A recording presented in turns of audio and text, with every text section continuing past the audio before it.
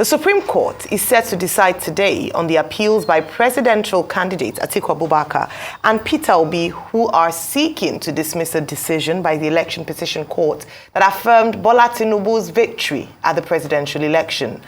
Atiku and Obi are challenging the presidential election outcome on several grounds, including substantial non-compliance with the Electoral Act, Tinubu's alleged dual citizenship, and his failure to get 25% of the votes in the Federal Capital Territory.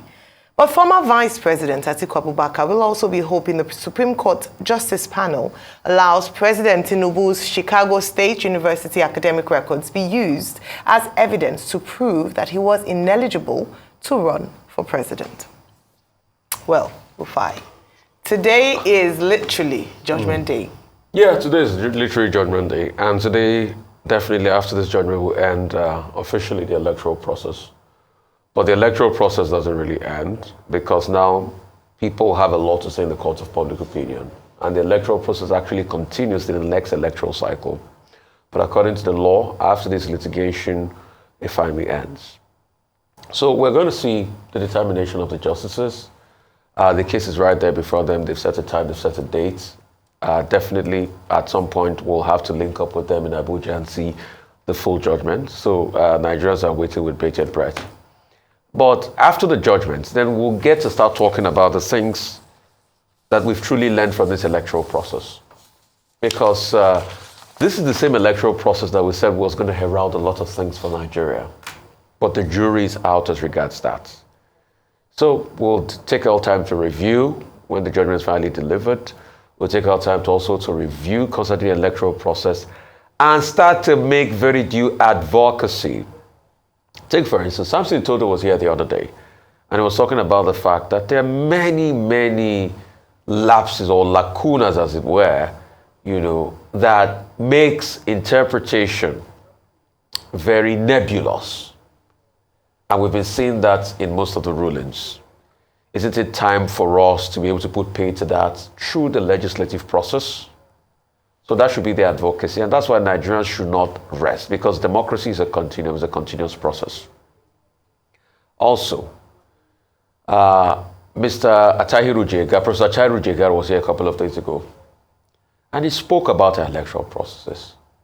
And in fact, I remember that we asked a question about the fact that why is it that it's so difficult for what was written in the Ways report many years ago, that the president should not be the one to select who is the INEC chairman, But another part of the story that we never told was the fact that even he himself, Professor Atahiru Jega, was a beneficiary of going contrary to the Ways report.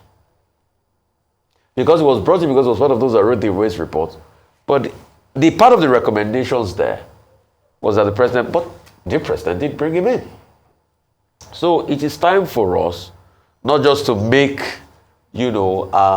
committees to be able to review our systems, but also to follow what's written in the committee. But all of that talk will be after the judgment, come what may.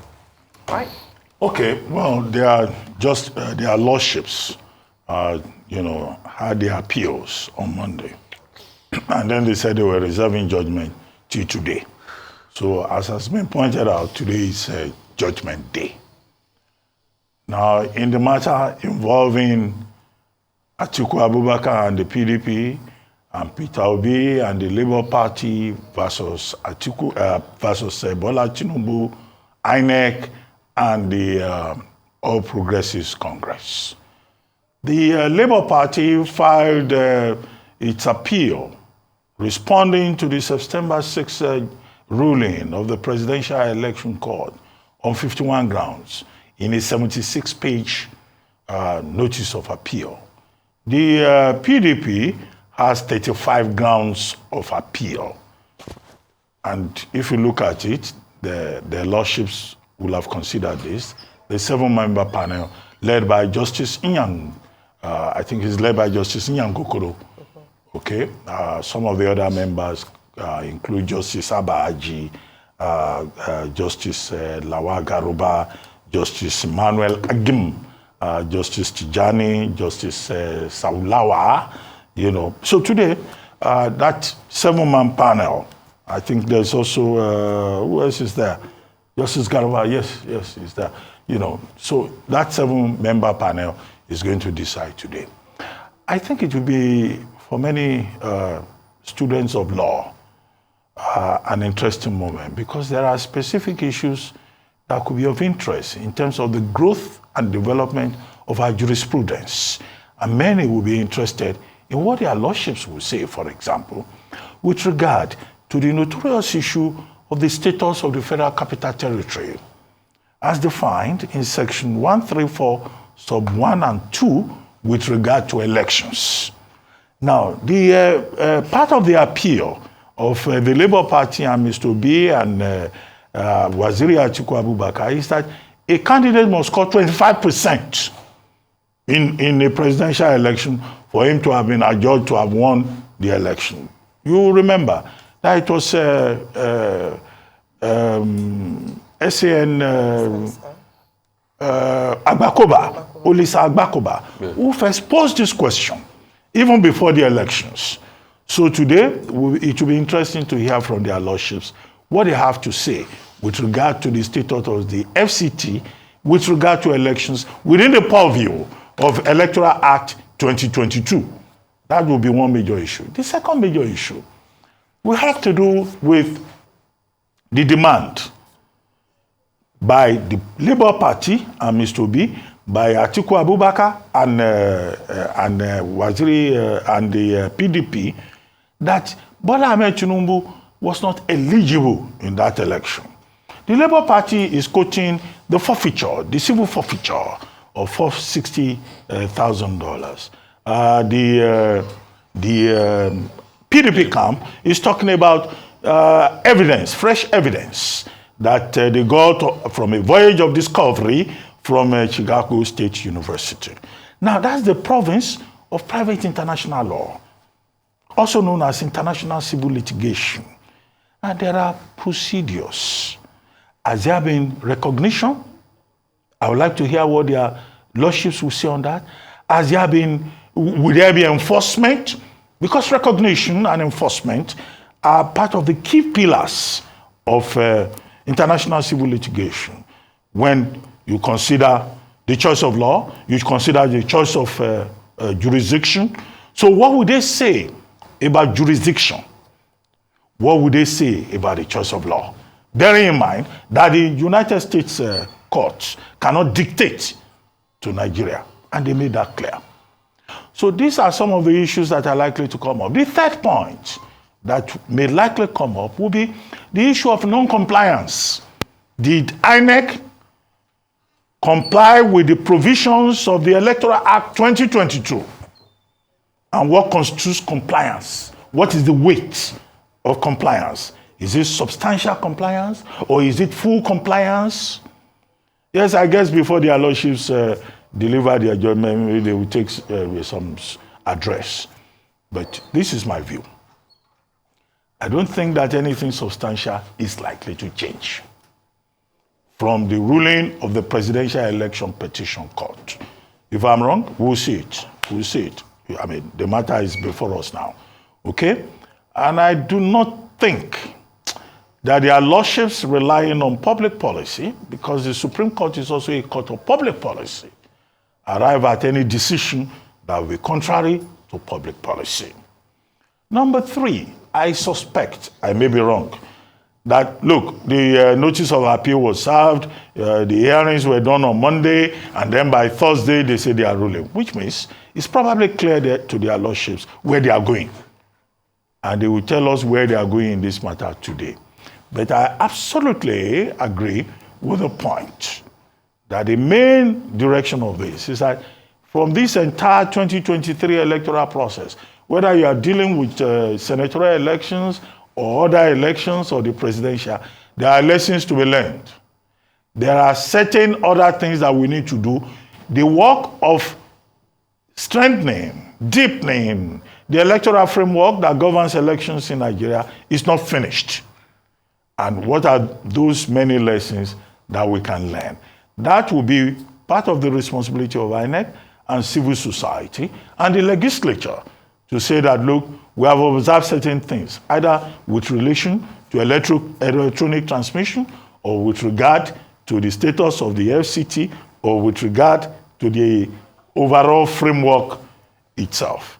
But we'll wait and see. We cannot predict what will happen. I've only expressed my suspicions.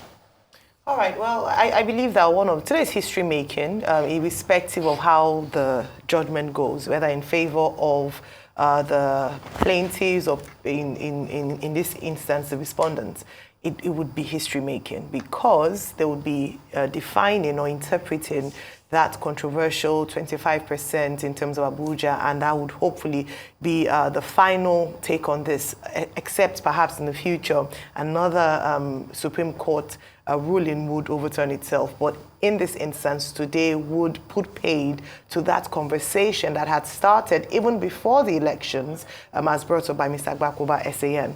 But beyond that, in terms of the outcomes for today, however, which way the ruling goes, I think, as has been mentioned and already has started to happen, is an analysis of what could be done better. It brings up the conversation because if you think about it, if you begin to look at if the judgment goes in favor of the, in favor of the other parties, not the president, it means that we'll have to start the process of if a rerun is called, the policies that have already been made, what would happen. And this is why there's a big argument for settling all election petition matters before swearing in. I believe we have to cross now to a live. So I'll just end here and talk about the fact that there are many lessons, and major outcome for us is to avoid issues like this and to learn and evaluate the process evaluate our electoral process in detail. Earlier this week, or in the course of this week, we had Professor Tahiru Jega, and he made a very key point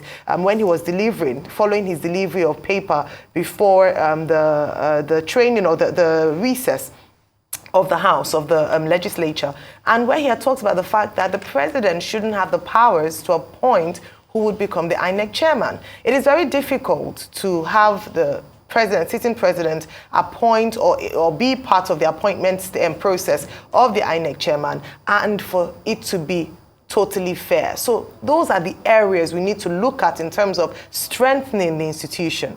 Beyond that, we also had comparison when Yaga Africa founder Samson Todo was here earlier this week as well, with regards to the way elections were conducted in Liberia, which they had gone on an observer mission, and the way it was conducted here in Nigeria, and the timelines, the processes, efficiency of INEC. Those were some of the questions. It almost seems as if election doesn't end at the polling booth for Nigerians, it ends in the court of law, because almost all the cases, or a significant number of cases or elections, had gone to petition courts, and many we've seen overturning of elective positions, election victories, and the likes. And it has been one court battle or the other to challenge the process, especially, and this is where INEC gets indicted, the way the elections are conducted, the process by which the candidates emerged, how just those areas where INEC, if they had done a proper job, if the elections hadn't been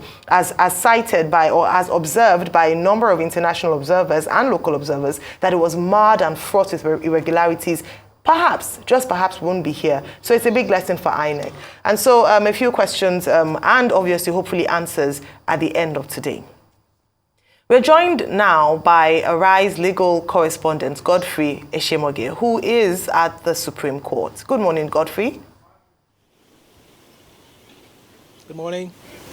All right, it's good to see you today. Now, Godfrey, it's a big day for Nigeria and Nigerians, and I see you just behind you, the Supreme Court of Nigeria, boldly written. What's the atmosphere, the mood there? Have the lawyers started arriving? Have people started arriving? What's going on ground there?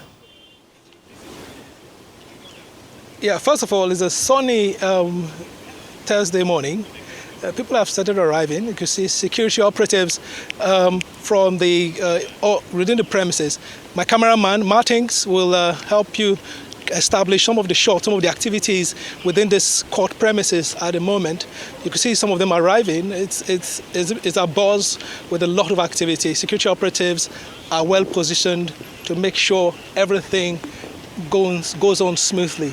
And of course the lawyers too, and some of the party stalwarts from the Labour Party in particular, have arrived at the court premises to ensure that everything is in top shape to ensure there are no concerns security-wise once the delivery of the judgment starts. Of course, here is a beehive of activity. Of course, this will be a landmark decision. Of course, like you said, Nigerians are eagerly waiting to hear what will be the decision of the 7-member panel of justices headed by Justice John Okoro, who will deliver its decision on the 2 appeals, one by the Labour Party's presidential candidate Peter Obi and the second one by Atiku Abubakar of the People's Democratic Party.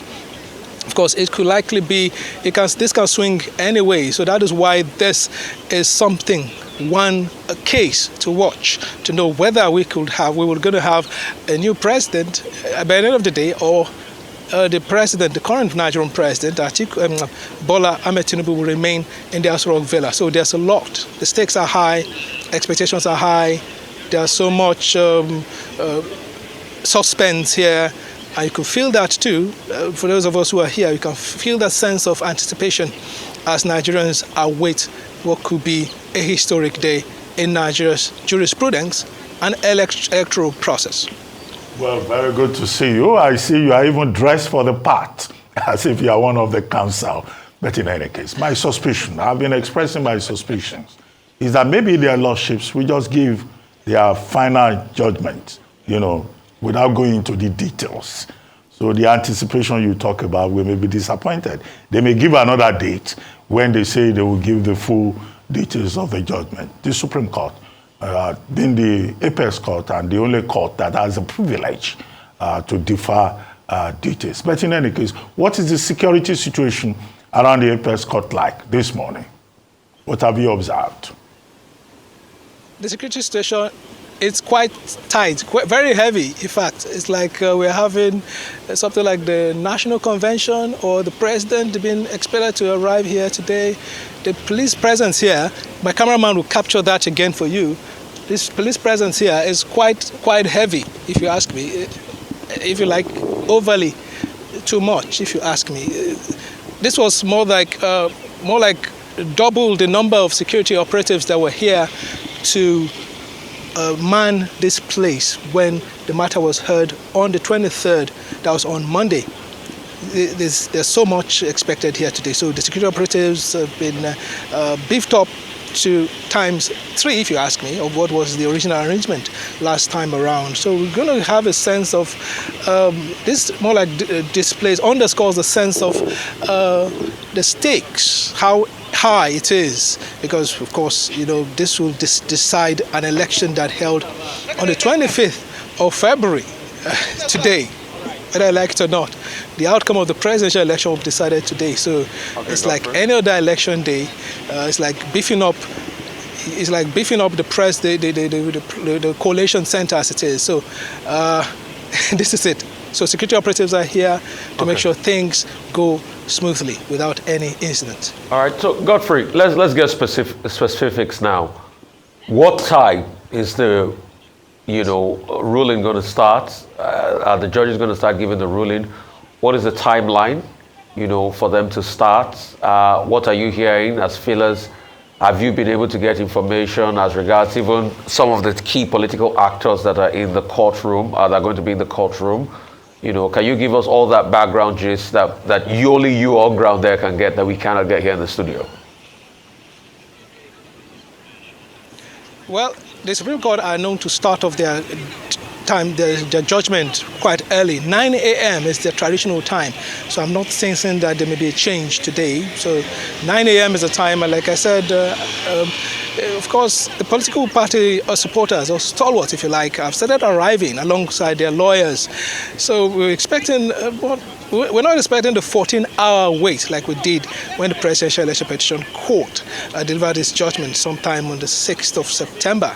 We're going to have a speedy exercise, a speedy activity here today with maximum 30 minutes. We'll be done with the judgment, and everybody will have a sense of finality with regards to who is Nigeria's president. Of course, there's no, there are no hard, there's no nothing that will be different from what the Supreme Court is known for. The matters have been argued, and here is just to decide on what had been known already. The Supreme Court had the documents filed earlier long enough for them to study it and ensure they do thorough work on the cases, on the appeals brought before it. So we're going to have a situation where the matter will be dealt with in a shortest possible time. Like I said earlier, there's so much hype leading up to this, and the political parties and their supporters are here expectant of what may likely be a landmark judgment. Of course, this is talking about all sides: Atiku Abubakar, Peter Obi, and of course the current Nigerian president, Bola Ahmed Tinubu. Well, thank you very much, Godfrey, for your time this morning. We look forward to connecting with you in a few minutes once the justices begin to start the proceedings. Thank you very much. All right, thanks. Move on to another story. The Senate has begun moves to whittle down the powers of the governor of the Central Bank of Nigeria. Amendment bills seeking to remove him as chairman of the board of the bank have scaled second reading. The amendment bills also aim to bar all sitting CBN governors and their deputies from joining politics or contesting for political office. Rise correspondent Omo Bazwaye tells us more.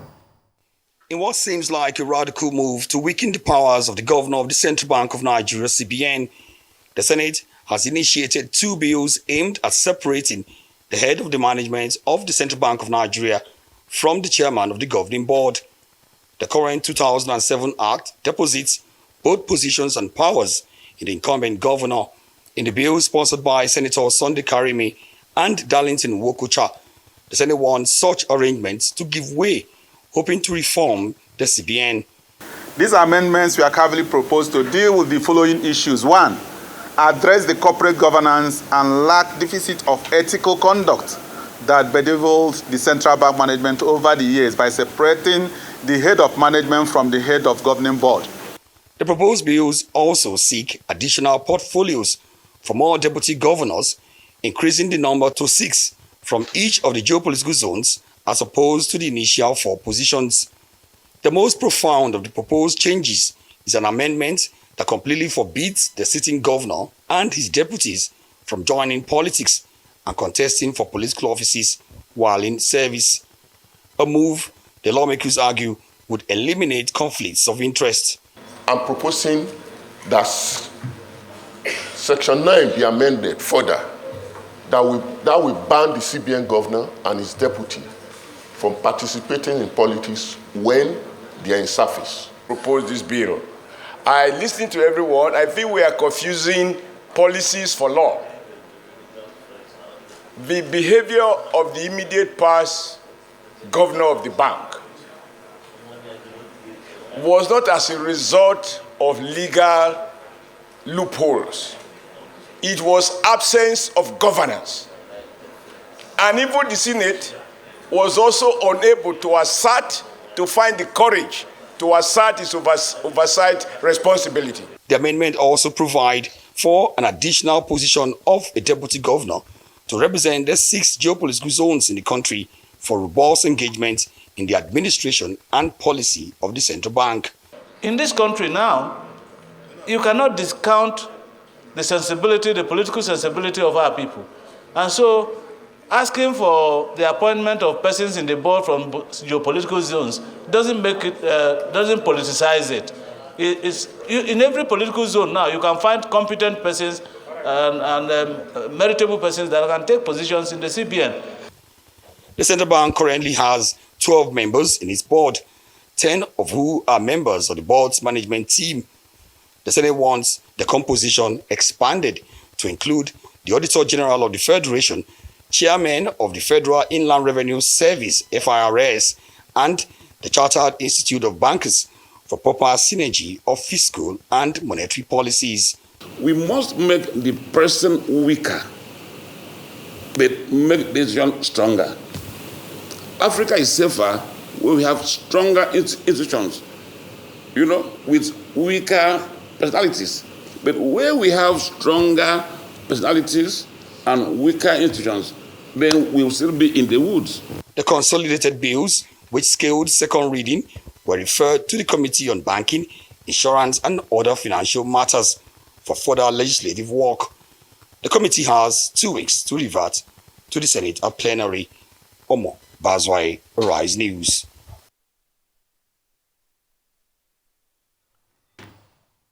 All right, no political aspirations for CBN governors and their deputies. Now, hopefully, to be spelled out in law.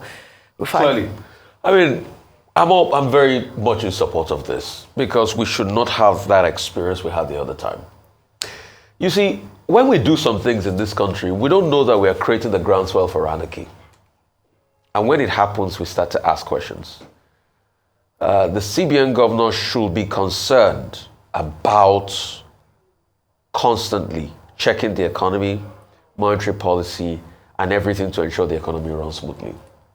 And I remember when Mr. Mefele started running on this table a whole week long, I constantly repudiated the idea. That wasn't a good idea with everything it tried. I'm happy the Senate has put it forward. Despite the fact that a lot of people during that period made all sorts of arguments. They even went up to Italy saying that, oh, economic technocrat run the government. I had to point it out to them that in the Italian constitution is there that when the economy of the country is not doing well, that a technocrat can come in. That's why you've had the likes of the Draghis of this world and some other, economic technocrats. But not in this case, not at the case where our banks were at an all-time, our economy was an all-time low, and the CBN governor also concerned with running for president. So we need to state that clearly. But also, the twist is, yes, we can bar CBN from political, governors from political office and their deputies, but whittling the power of the CBN to be the chairman of the board, is that not also going to be in conflict with the independence of the bank? Because yes, we've had this scenario before, we don't want it to repeat itself. But we must also protect the integrity of the bank. Because the CBN chairman, being the chairman of the board, must be able to carry a lot of things out. So are we not impinging on the independence of the bank because we want to, use a sledgehammer to kill the possibility of the CBN governor running for political office? We can state that clearly, but not affect the independence of the bank. But the argument, if you stretch it further, is the bank even independent in the first place? Read the CBN Act, you'll see it. And the CBN governor can make any pronouncement now, and the president, it has to go through the say-so through the president. We all remember the time in this country that Soludo wanted to denominate the Naira, and we all remember what happened. The plan was in top gear, but the president said no. So these are the things we should look at critically. But I'm in totally support of the fact that it should be put in the CBN Act, that the CBN governor cannot run for political post or be affiliated to any political position. But the chairman of the bank, the chairman of the board, that other section, I think we should be careful when we look at things like that. Okay, the two bills that passed second hearing at the Senate yesterday were proposed by Senator Sunday Karimi and also Senator Darlington Nwokocha from Abia North, dealing with two specific issues. One, that there must be an amendment of Section 9 of the CBN Act to say clearly that the president, or the governor of the central bank will not join politics. Now, this is in reaction to what happened 17 months ago when Godwin Emefiele, CBN governor, as he then was, decided to obtain presidential nomination and expression of interest form of the All Progressives Congress political party, expressing its interest in the 2023 general elections. Then there was an outcry over that, and there have been developments over that. Why should a sitting CBN governor want to become president of Nigeria? Now, so this is inspiration for Sunday Karimi, for example, to come and say, well, we have to take a second look at Section 9. But that's Section 9 of the CBN Act. When you look at it, Section 9 of the CBN Act states very clearly that the governor of the central bank and the deputy governors shall devote, shall in law. Shall is an obligatory expression. It is mandatory. You don't have a choice in the matter. So the law says shall devote their time, full time, their whole time, to the job of being in charge of the central bank while they are in office. And they are not allowed to have part-time appointments or to be distracted. So what happened 17 months ago was that Godwin Emefiele violated the law. That is the truth. So what are you going to put there again? What the principle says is that the law in its ordinary and natural meaning shall be construed as so. So in Section 9 is already, of the CBN Act is already saying this is a full-time job. You can't be distracted. You can't go and do part-time work. You cannot go in another direction. The law itself is clear, which is why I'm more aligned with the position of Senator Adams Oshiomhole, who said that what we had in 2022 was a case of bad governance, poor governance, whereby the law itself was violated and nobody took action. In the same manner in which Section 38, with regard to the threshold for ways and means in the CBN Act, was also abused. These are the issues. So you don't keep making laws to address aberrations, which is part of the point that Lee Kuan Yew made about one famous minister in the Federal Republic of Nigeria in his book, From the Third World to the First World. In Nigeria, as far back as the 60s, Nigerians will just enact a law to serve an individual purpose. That is not allowed. I don't want to mention names. I know who you're talking about. No. The flamboyant. No, please. I don't want to mention names. The particular person in question has very distinguished children that I don't want to unnecessarily embarrass. You know, there is what they call testamentary libel. So I don't want to go into that direction. So that is the first point. In this regard, the law itself is adequate. What is important is to enforce the law, whether it's the CBN Act or it is the Constitution, and to abide by the letter and spirit of the law. Number two is the point raised about the expansion of the board to include the Auditor General of the Federation, include the president of the Chartered Institute of Bankers, include the chairman of the Federal Inland Revenue Service. Okay, the appointment of directors to the CBN board is covered by Section 10 of the CBN Act. Okay, if you want to amend that, you want to bring more people on board, fine. The more the merrier. But the CBN governor will still be the chairman. Removing him as chief chairman doesn't make sense. But there are questions about reform of the CBN, just as there are questions about reform of the National Judicial Council. But everyone should be advised that that same CBN Act goes further in Section 11 to talk about conditions under which you cannot be on the board of the CBN. I don't need to go into all of that to save time. The issue here is that, look, going forward, we should just respect the law. We can't keep amending the law every day because 17 months ago somebody violated it. We say we want to amend it. No. It's the enforcement of the law that is the region. And that's why I said I'm more, on the same page with the submission of Senator Adams Oshiomhole, who argued vigorously yesterday that where there are issues of governance, that's what you should address, not changing the law per minute to address mischief or omissions or violations. Well, someone else who had spoken yesterday was Senator Aminu Tambuwal, who had talked about the fact that passing these bills would strengthen the institution and address certain lapses in the CBN Act, Establishment Act of 2007, especially, many of them cited, as already had been mentioned, what happened with the immediate past CBN governor when he indicated interest to run for president in the 2023 election. They also emphasize, which is quite important, that one of the reasons why perhaps there's a reign of impunity is that when actions do not often have consequences. So there's a big show as to the condemnation of a particular act, but in terms of consequences to deter a future occurrence, it's not seen. So as he mentioned, Senator Tambuwal, that the government of the day ought to have been some form of consequence to the CBN governor for breaking the law when he indicated interest to run. But I mean, that's in the past now. We have a new CBN governor, and they're trying to now effect or perhaps amend the act to ensure that this doesn't happen again. It's interesting. Let me just digress a little. That Senator Sunday Karimi was one of the 2 senators who had who is sponsoring this bill, and he's been quite busy this week. Senator Sunday Karimi is the same senator who had moved a motion earlier this week to evaluate contracts awarded to NNPCL because of 11 trillion naira spent on refineries over the course of the year, and still they remain moribund.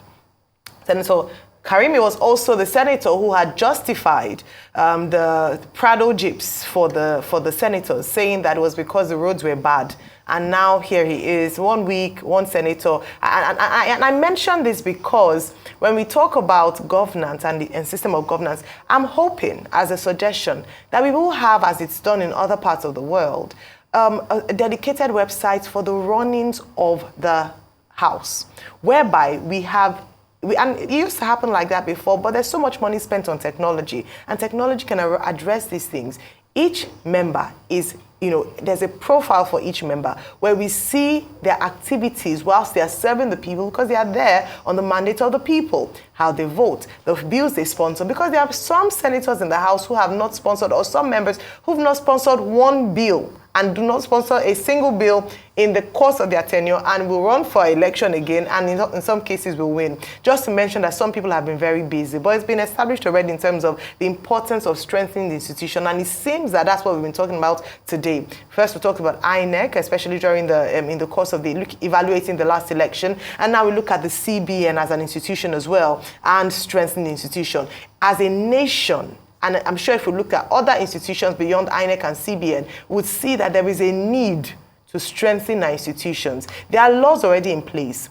The main challenge often is the implementation and the enforcement of these laws. This is the real issue.